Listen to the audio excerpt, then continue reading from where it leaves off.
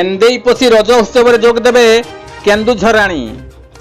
କେନ୍ଦୁଝର ଜିଲ୍ଲା ପାଟନା ବ୍ଲକ କେନ୍ଦେଇପୋଷି ଖେଳ ପଡ଼ିଆରେ ରଜ ମହୋତ୍ସବ କାର୍ଯ୍ୟକ୍ରମ ଅନୁଷ୍ଠିତ ହେବ। ଆସନ୍ତା 14 ତାରିଖରୁ 17 ତାରିଖ ପର୍ଯ୍ୟନ୍ତ ହେବାକୁ ଥିବା ରଜ ମହୋତ୍ସବ କେନ୍ଦେଇପୋଷି ଖେଳ ପଡ଼ିଆରେ କାର୍ଯ୍ୟକ୍ରମରେ ଯୋଗ ଦେବାକୁ ଥିବା କେନ୍ଦୁଝର ରାଣୀ ସୁନନ୍ଦିନୀ ଭଞ୍ଜଦେଓ ଏବଂ ନବନିର୍ବାଚିତ ବିଧାୟକ ଅଖିଳ ଚନ୍ଦ୍ର ନାୟକ ଏବଂ ବହୁ ମାନ୍ୟଗଣ୍ୟ ବ୍ୟକ୍ତିବିଶେଷ ଯୋଗ ଦେବେ ବୋଲି କାର୍ଯ୍ୟକ୍ରମ ରହିଛି।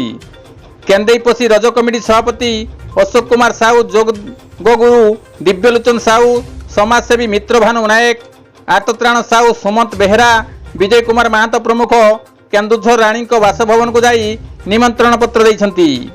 ରଞ୍ଜନ ବାରିଙ୍କ ରିପୋର୍ଟ, କେଡି ନ୍ୟୁଜ୍ ଓଡ଼ିଆ।